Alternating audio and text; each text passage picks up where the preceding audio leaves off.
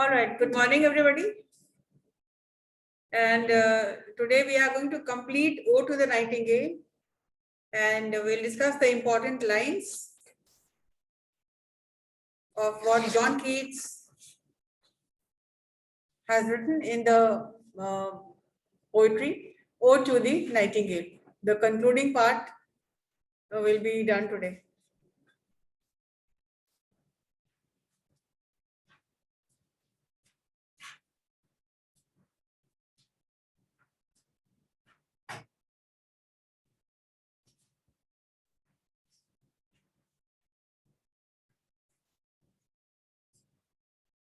So we were on line. Which line?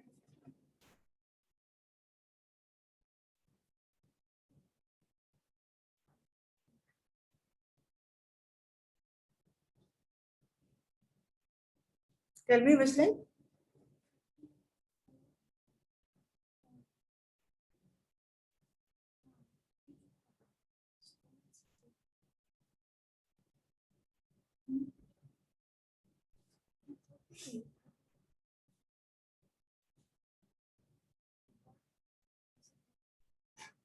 Tell me which line?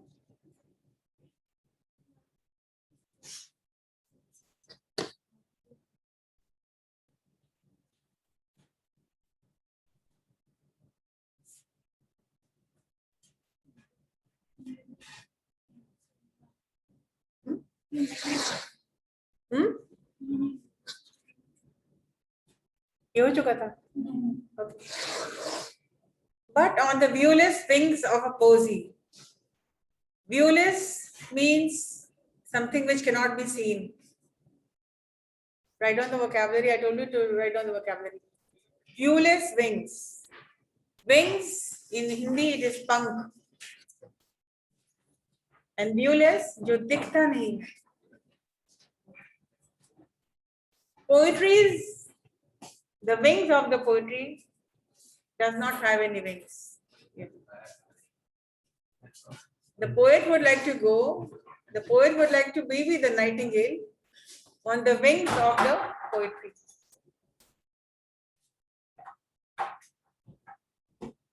And the poet's wings are not seen.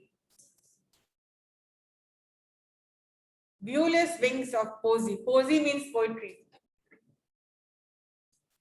Though the dull brain perplexes and retards. Here the poet is trying to say that I would like to write and I would like to be with the nightingale on the wings of my poetry. But my mind has become a little dull and I am not able to write. My brain is perplexed. It means there is some doubt. I cannot write. And that is slowing me down. So I cannot write anything. I am perplexed. I am worried. And I am just confused. And everything is making my mind dull.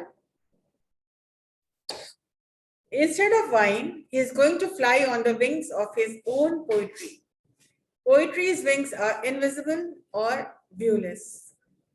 He is hopeful that poetry will take him to the nightingale's world, even though his brain is not so helpful in making the trip. The brain confuses him and slows him down.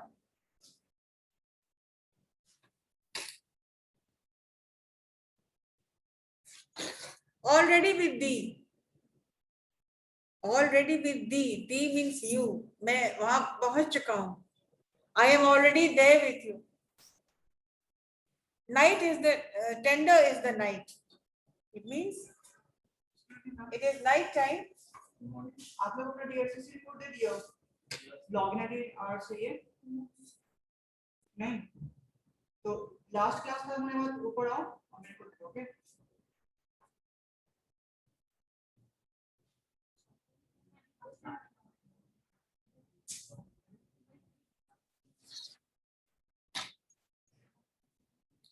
So what is he saying? I am already there with you.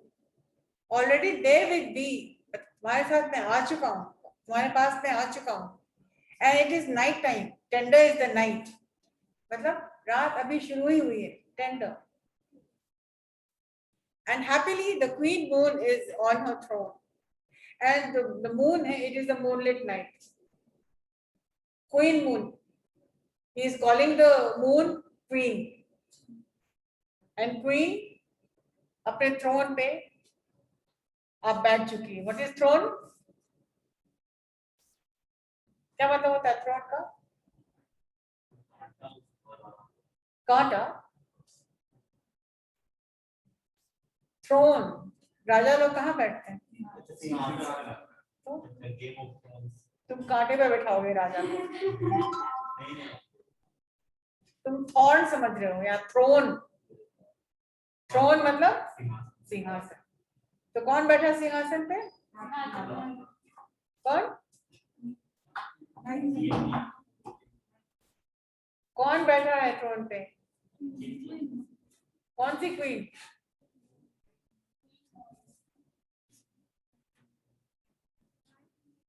Nightingale.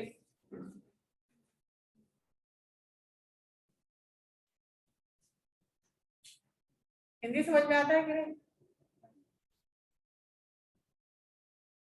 मैंने क्या भी explain किया है? Moon को उसने नाम रखा है, मून को बोल रहे हैं वो queen.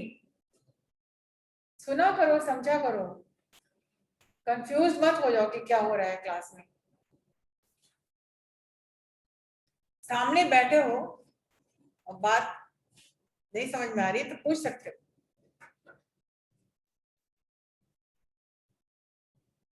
Queen moon, the queen throne पे बैठी है। कौन सा थ्रोन है? आसमान। ये पोएट्री लिखने का तरीका है।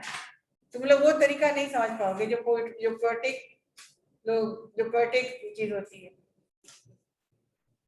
तुमको समझ में नहीं आ रहा है कि चांद कहाँ पर, सिंहासन कहाँ से बना? अरे बोलने की कोशिश कर रहा है कि वो चांद आसमान में है, रात की बात है, तो वहां से कहां से ढूंढोगे सिंहासन वहां पे? कम से कम जो हम समझा रहे हो तो समझो।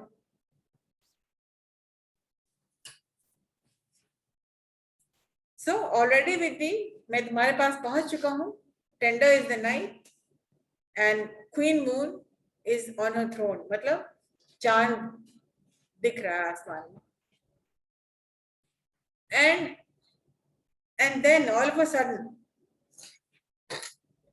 अचानक से उसको लगता है कि मैं तो पहुंच चुका हूं, मैं तो ऑलरेडी पहुंच चुका हूं वहां पे। He is with the nightingale, he joins the nightingale in his dreams, और वो अपने सपने में वहां पहुंच चुका, अपने इमेजिनेशन में वो वहां पहुंच चुका है।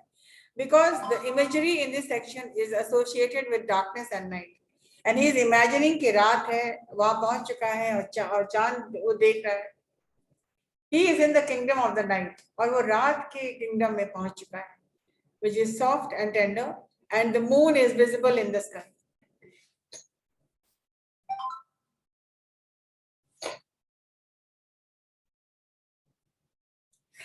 Clustered around by all her starry face, और चांद वहां है तो स्टारी फेस का मतलब होता है जितने भी तारे हैं वो अटेंडेंट हैं, जैसे क्वीन के असिस्टेंट, अटेंडेंट, उनकी सहायिका, सब उनकी अटेंडेंट, सब तारे। See what heaven is with the breeze blown to the verdurous bloom and winding moss ways. इसको समझ लीजिए हिंदी में।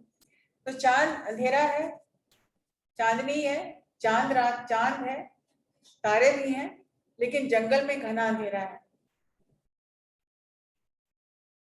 क्यों अंधेरा, क्यों आ गया जंगल में जबकि चांद भी है, तारे भी हैं? उसके बावजूद भी जंगल में अंधेरा है, और तभी थोड़ी बहुत रोशनी आती है जब हवा के झोंके से पत्ते लहराते हैं, तो नीचे जमीन पे, जमीन तक चांदनी आती है। वही थोड़ी बहुत जो छन छन के आ रही है पेड़ों से, वही लाइट वहां पर है। तो इतनी इमेजिनेशन उसकी है, वो गया नहीं है, देखा कुछ भी नहीं है, सोच और इमेजिनेशन की है पूरी पोट्री, और वो देख रहा है इतने तारों के बावजूद, चांद के बावजूद भी जंगल में अंधेरा है, सिवाय जो हवा चलती है, पत्ते हिलते हैं और उनके हिलने से जो चांदनी छन छन के जो नीचे आती है, बस वही वहां वही रोशनी है। The moon is surrounded by her attendants, phase, the stars. Despite all these sources of light, there is no light in the nightingale's world beyond what filters down through the trees.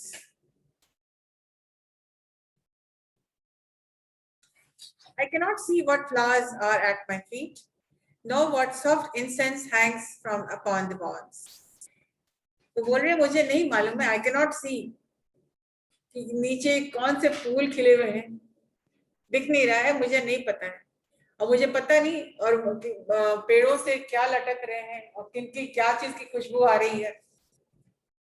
कुछ फूल नीचे हैं, कुछ पेड़ों से लटक रहे हैं और इनको पता नहीं चल रहा है, खुशबू सबकी आ रही है लेकिन कौन क्या है इसको पता नहीं चल रहा है। The speaker remains in the nightingale's nighttime world.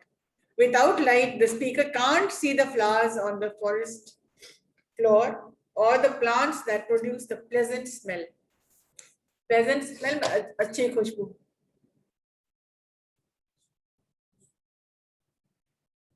I'm skipping this.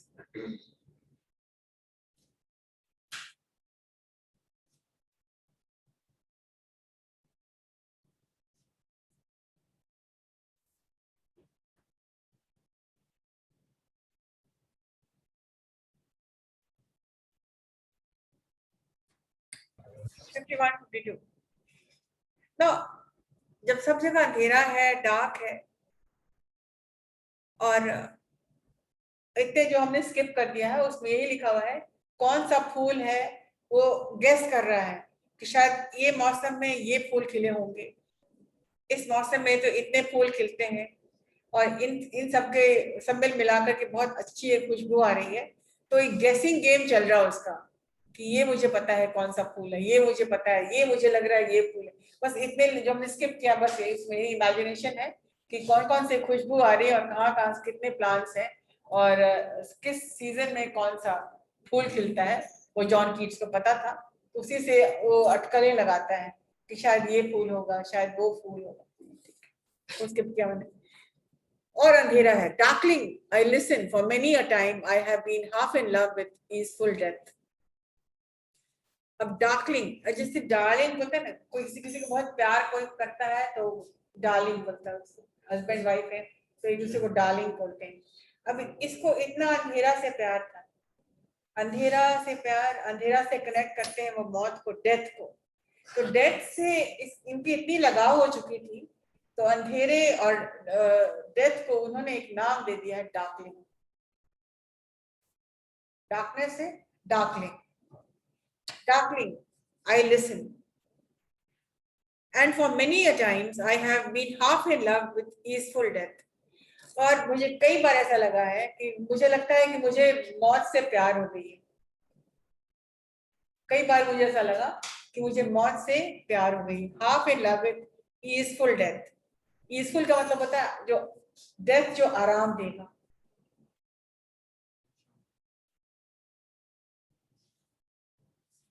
The speaker moved from smells to sound. Now he says that he is listening in the darkness. तो खुशबू से उठ करके वो साउंड पे आ जाता है और वो अंधेरे में सुनने की कोशिश कर रहा है। Now he says that he is listening in the darkness. The experience of being alone in the dark seems related to the experience of death. और अंधेरे में अकेले में रहने का मतलब होता है वही एक्सपीरियंस जो होता है जो कि experience of death. And he thinks maybe death wouldn't be so bad. और वो सोचते हैं कि डेथ उतना बुरा भी नहीं है, डेथ अच्छा है, death is not so bad, this is easy. मतलब ये तो आसान है, मरना तो कितना आसान है, जीना उनके लिए मुश्किल था, परेशानी दिस दैट, लेकिन उनको लग रहा है कि मौत तो आसान है। तो this is easy, he thinks I could get used to this, और ये मुझे अच्छा लगता है और शायद मैं इसका आदी भी हो जाऊंगा। गेट यूज्ड टू दिस मतलब मैं इसका आदी हो जाऊंगा. Death would be another way to free himself of all his worldly cares. और मौत एक अच्छा बहाना मिलेगा, वो अपने आप को दुनिया के झंझटों से वो मुक्त हो जाएगा. These two lines are important. दो लाइन समझ में आया ना? आपके पास मैंने शेयर नहीं किया उसका ना, आप बस डिपेंडेंट नोट्स पे हैं. अगर नोट्स भी नहीं लिखोगे तो फिर सब भूल जाओगे. अगर मैं ना शेयर करूं तो दिक्कत होगी आपको, होगी. Let me complete this, then I will share.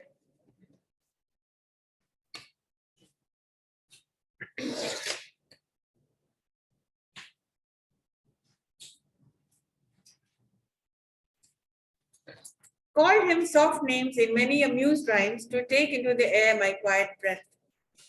और कई बार उसने डेथ को पुकारा है. ये हिम जो कह रहे हैं वो डेथ के बारे में बोल रहे हैं.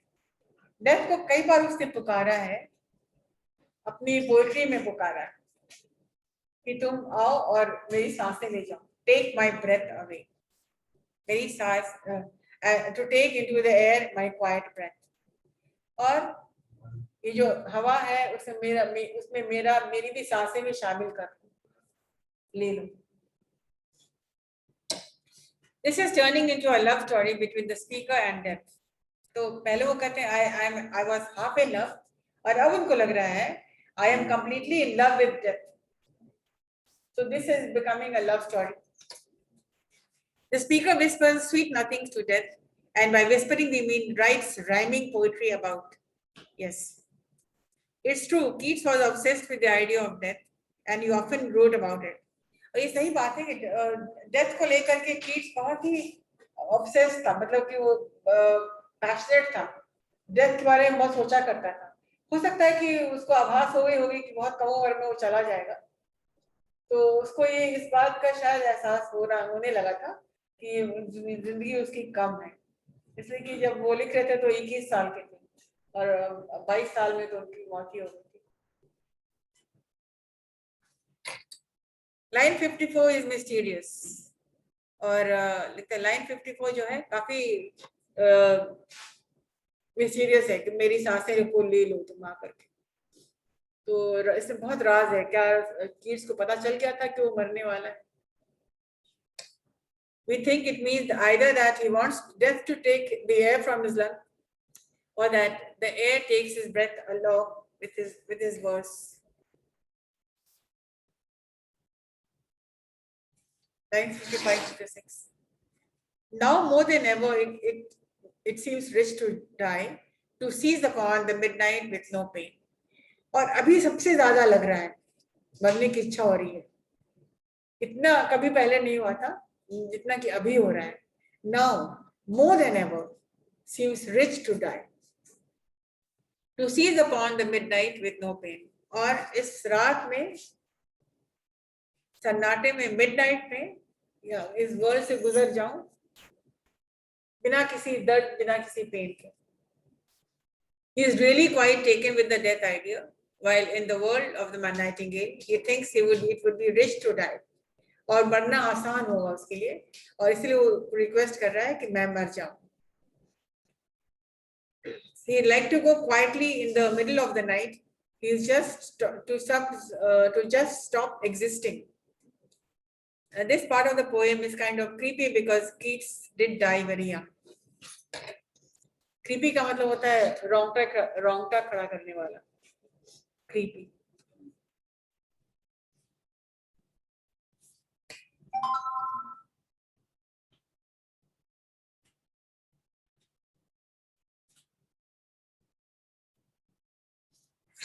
While thou art pouring forth thy soul abroad in such ecstasy. और जब तुम गाना भी गा रही हो, और इस रात में कितना अच्छा होगा कि जब मैं मर जाऊंगा और तुम गाना गाओगी, और ये गाना मेरा फ्यूनरल सॉन्ग होगा.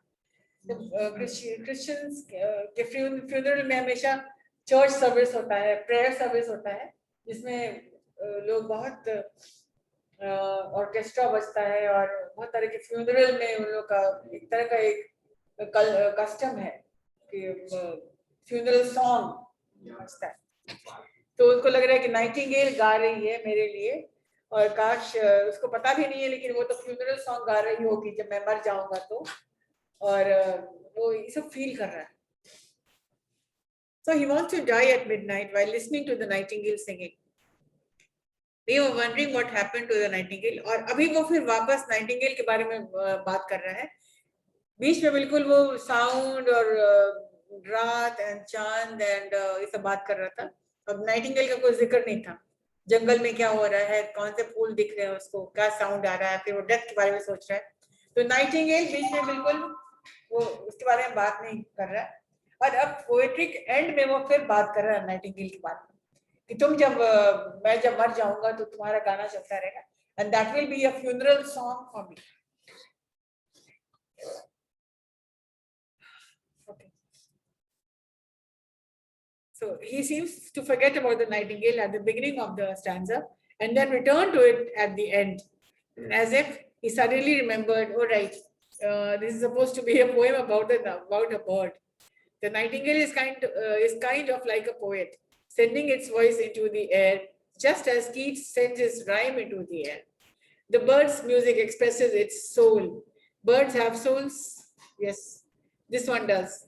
The bird is completely lost in the moment of pure joy and ecstasy. और बर्ड जो है, लग रहा है कि क्या सोल, बर्ड को भी सोल होता है? तो नाइटिंगेल तो जॉन कीट्स बोलते हैं कि हाँ, नाइटिंगेल के बर्ड्स को सोल होता है, और ये बर्ड जो है वो कम्प्लीटली लॉस्ट है, बिल्कुल वो अपनी खुशी में बिल्कुल मगन है।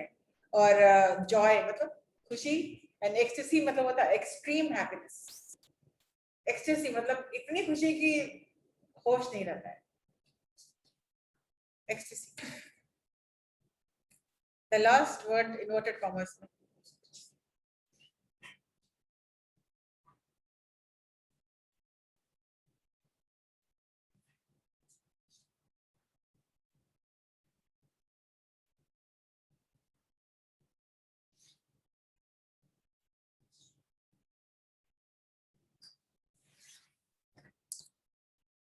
Again, line 59-60 is important. Still wouldst thou sing, and I have ears in vain, to thy high requiem become a sword. मतलब मैं इसको बता चुकी हूँ, और तुम फिर भी तुम गाओगी, और मेरा वो फ्यूनरल सॉन्ग बन जाएगा। कब बनेगा? जब मैं मर जाऊंगा तो वो फ्यूनरल सॉन्ग बन जाएगा मेरा, और फिर क्या होगा ये तो आप ऑलरेडी एक्सप्लेन कर चुके हैं। अब फिर वो बोल रहे हैं कि again important line 61-62, thou was not born for death, immortal bird, no hungry generations tread thee down. तो नाइटिंगेल एक मरती है, दूसरी आ जाती है, मतलब एक ही तरह रहती है सब। तो कहते कोई नाइटिंगेल मरी कहाँ, सब तो एक ही तरह है, एक गई दूसरा आ गई, तो कोई जनरेशन इनको नहीं होता है। और फिर वो बात करते हैं राजा महाराजा के बारे में कि पहले भी हजारों हजारों साल पहले भी नाइटिंगेल हुआ करती थी, और वो ऐसे ही गाती हूँ, कोई फर्क नहीं है, कोई डिफरेंट नहीं है। The way Nightingale used to sing thousands of years ago, even today they are singing the same way, और कोई चेंज नहीं है। So Nightingale, they never die, they are immortal birds. और फिर वो बात करते हैं कि वो लोग, उनका जनरेशन फॉलो नहीं होता है कि एक बर्ड है, उसके बेबीज हैं, फिर उसके बेबीज हैं, वो ऐसा नहीं होता है, और ये सभी एक तरह के होते हैं। So it is not followed by future generation. Are we wanted? The voice I hear this passing night was heard by ancient days by emperors and clowns. जो आवाज मैं सुन रहा हूँ आज, वो हजारों साल पहले एम्परर्स भी, राजा भी सुने होंगे, और क्लाउन मतलब कि जोकर भी सुने होंगे। जो खेतों में काम कर रही थी लड़की, उसका नाम था रूथ, वो भी सुनी होगी। या रूथ के बारे में एक जिक्र है, उसको स्किप कर रहे हैं, ये सब लाइन्स बता देते हैं कि एंशिएंट टाइम में भी वो सुनी होगी। और कई कई तरह से लोग जो काम कर रहे होंगे वो भी सुन रहे होंगे, जो सो रहे होंगे जो सुन रहे होंगे, लेकिन हर किसी को सुकून पहुंचाई होगी ये नाइटिंगेल। और फिर बात आती है रुथ के बारे में बोलना जरूरी है इसलिए कि ये वो इम्पोर्टेंट लाइन है। तो Ruth is the name of a woman, एक यंग गर्ल थी जिसने शादी की थी, लव मैरिज तो होता ही, जिसने शादी की थी और शादी के तुरंत बाद उसके हस्बैंड का डेथ हो गया था। और उसकी मदर इन लॉ ने कहा था कि तुम जाओ बेटा, तुम बहुत अभी कम उम्र की हो, तुम शादी कर लो। लेकिन ये बोली कि नहीं, मैं आपके साथ रहूंगी और आपका मैं देखभाल करूंगी। और जब रूथ खेतों में काम करती होगी तभी नाइटिंगेल सुनती होगी और वो सुन करके रूथ रोती होगी और उदास हो जाती होगी और वो अपने हस्बैंड को याद करती होगी। तो ये सब जिक्र है यहाँ पे कि मतलब कि आज कहने का मतलब है कि नाइटिंगेल जो आज मैं सुन रहा हूँ इस रात में, the similarly people thousands and thousands of years ago were listening, singing, were listening to the song like emperors and clowns। और फिर वो हिस्ट्री से एक कैरेक्टर निकालते, कितने पढ़े लिखे सोचे कि लोग होते थे, पढ़ लिख करके और इतने का उम्र चला जाता है, हमको बड़ा अजीब सा लगता है पढ़ते हैं तो रूथ के बारे में बात करते हैं। रूथ का जिक्र बाइबल में है कि वो जो हमने आपको कहा हुआ अभी कि वो रूथ भी सुनी होगी जब उसके, और पूरी कहानी उनको पता है कि कम उम्र में शादी हुई और हस्बैंड कुछ ही दिनों बाद चल बसा और मदर बोलती है, जैसे होता है कि भाई तुम फिर शादी कर लो, तुम क्यों जिंदगी बर्बाद कर रही हो। और वो बोलती नहीं, मैं आपकी देखभाल करूंगी और मैं आपके साथ रहूंगी। और वहां वो खेतों में ही काम करती है और फिर नाइटिंगेल को सुनती होगी और रूथ उदास हो जाती होगी। वो इमेजिन कर रहा है कि क्या क्या होता होगा उस वक्त भी। लेकिन ये भी पता है कुछ साल बाद रूथ ने शादी फिर कर ली थी, ये भी यहाँ पर जिक्र उन्होंने किया है। मतलब जॉन कीट्स पूरी नॉलेज को निकाल के रख देते थे पोइट्री में।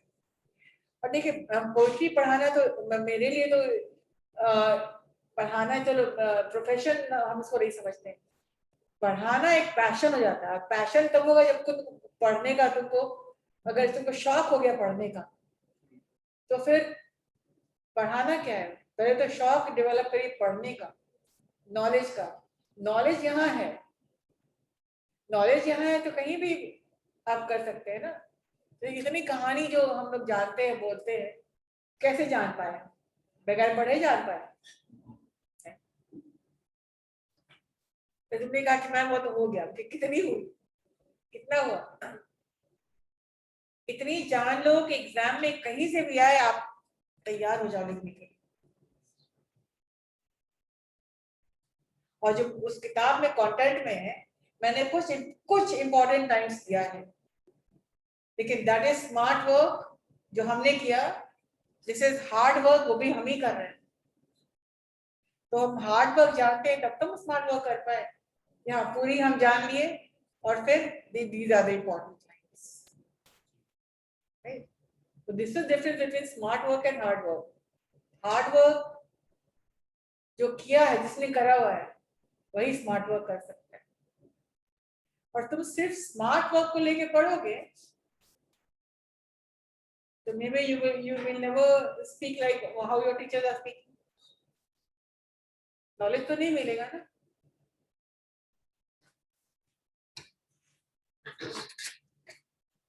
So the voice I hear this passing day was heard by in ancient days by emperors and clowns.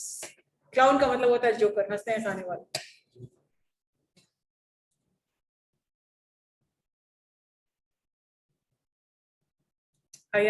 बस एक लाइन पढ़ देते हैं ताकि आपको एग्जाम में आए तो आप उसको लिख पाए।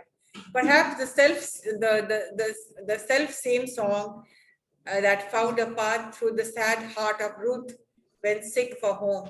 She stood in tears amid alien corn. और जो खेतों में वो अकेली होगी और रोती होगी जब अपने हस्बैंड के वो याद करती होगी। कहानी वो आपको पता है, अब लिखना आपका काम।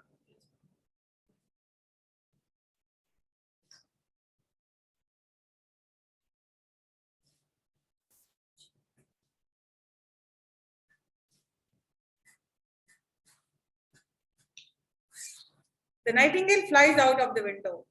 अब इतने जिक्र के बाद नाइटिंगेल को उड़ते हुए वो देखता है, flies out of the window and over the open ocean, और वो एक ओशन है, फिर पहाड़ है, उसको पार करते हुए वो नाइटिंगेल अब एंडिंग पे आ रहा है, वो उड़ रही है. There is air of danger. This is no regular ocean. It is this ocean surrounding by fantasy world of fairyland.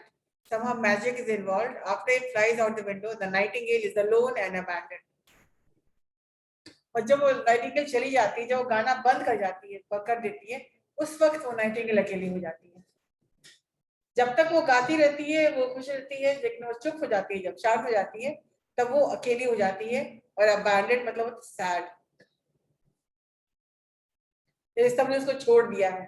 फॉरलॉर्न का मतलब होता है सैड.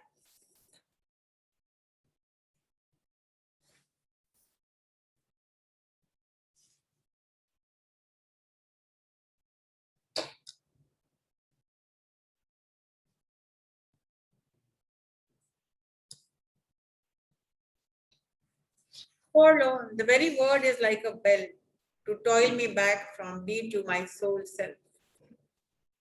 तो सैडनेस एक ऐसा वर्ड है जो कि घंटी बज जाती है और फिर जैसे कि लौटो वापस आओ, और जॉन कीज बोलते हैं मैं फिर वापस आ गया अपनी दुनिया में. It reminds the speaker of how he has also been abandoned by the nightingale itself. और लगा कि तुम चली गई, तुम मुझे छोड़ के चली गई हो. और जब नाइटिंगेल चली जाती है तो उसको क्या होता है कि तुम भी चली गई, तुमको भी लग रहा है तुम अकेली हो, और तुम्हारे साथ साथ मैं भी अकेला हो गया हूँ, उदास हो गया हूँ. 73-74. Ardio the fancy cannot cheat so well as she is from fame to do so, receiving help.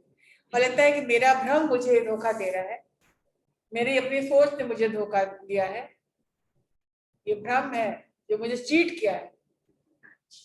He admits that he attempts to use his imagination to cheat his way into the nightingale's world. और अपने imagination को वो cheat करके वो Nightingale के word में चला गया है. वो अपने आप को भी लग रहा है कि मैंने अपने आप से धोखा किया है. He bids goodbye to the bird and then adieu is French word for goodbye. पहला वर्ड है ना adieu. फ्रेंच में अगर कोई goodbye बोलता है तो adieu बोलता है. He bids goodbye to the bird and then lashes out at his imagination for being a deceiving self. और वो अपने आप पे नाराज होता है. Lash out मतलब अपने आप पे गुस्सा करना कि तुम तो किड्स कैसे हो, तुम तो अपने को भी धोखा दे रहे हो. यहाँ बैठे हो और इमेजिन कर रहे हो कि तुम कहाँ चले गए.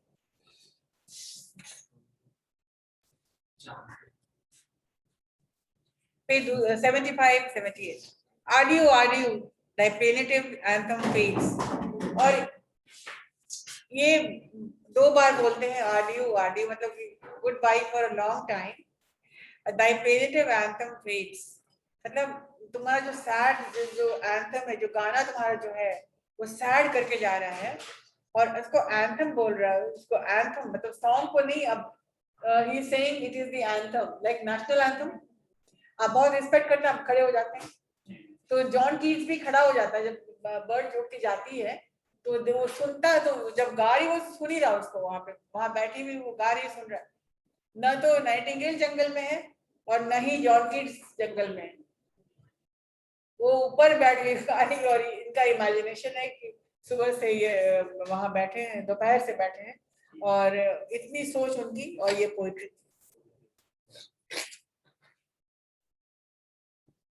So Nightingale fades past the near meadows, over the still, up the hill, and now it's very deep down in the valley.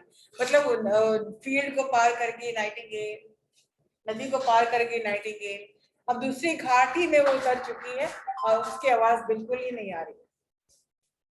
उसकी आवाज बिल्कुल अब धीरे धीरे धीरे धीरे धीरे खत्म. Now it becomes clear that the nightingale is flying away.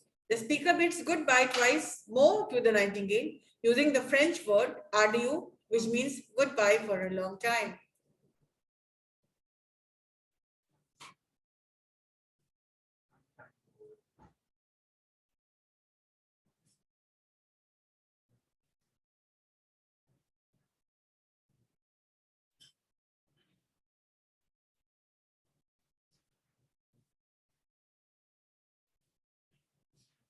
This is the last line, so I cannot leave it without completing this. And this is the most important line. VVVIMP लिख लीजिए, very important. अब आवाज भी बंद हो गई, John Keats अकेला हो गया, Nightingale has flown away, and now John Keats अपने आप से पूछते हैं, was it a vision or a waking dream? कि क्या वो सपना था, क्या ये विजन था, क्या ये भ्रम था, क्या इल्यूजन था, या जागते हुए मैं कोई सपना देख रहा था. वो थोड़ा बहुत ज्यादा कंफ्यूज है. Was it a vision or a waking dream? Fled, is that music? Do I wake or sleep? Fled मतलब जो उड़ के चला गया. Fly का past tense fled. मतलब वो फिर भी चिड़िया के बारे में उसको बोल रहे हैं कि तुम जो उड़ के चली गई वो क्या था, वो म्यूजिक था क्या? Was that music? Do I wake or sleep? मैं अभी जागा हुआ हूँ या सोया हूँ? इस वक्त मैं क्या करूँ मुझे नहीं पता है कि मैं जाग गया हूँ या मैं अभी भी मैं सो रहा हूँ. Do I wake or sleep? The last sentence. Not that the bird is left, the speaker is not sure if he ever entered its world at all. He is not sure of anything. क्या वो वाकई Nightingale की दुनिया में गया था अभी कि नहीं, उसे नहीं पता. He thinks that maybe the experience was just a waking dream. और उसको लग रहा है शायद ये एक्सपीरियंस और कुछ नहीं है, एक जागे हुए आंखों का सपना है. And just a waking dream and not really true. और ये जो भी हुआ है वो शायद सही नहीं है, ट्रू नहीं है, ये एक भ्रम है, एक सपना है, इल्यूजन है. But whatever it is, John Keats has given us a very beautiful poetry.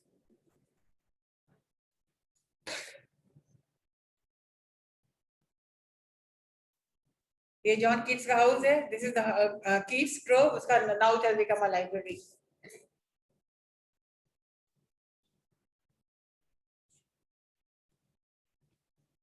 John Keats.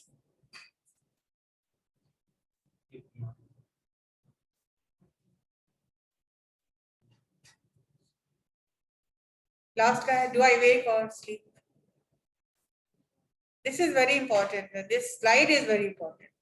So the lines are very important. Imagination देखिए. He's sitting in the jungle. The moon is there. The nightingale is singing. John Keats standing there.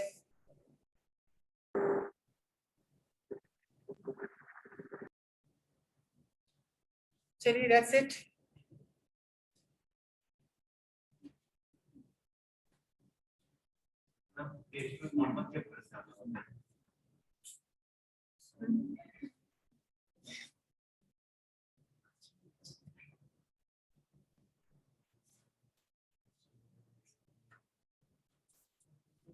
That's it for today.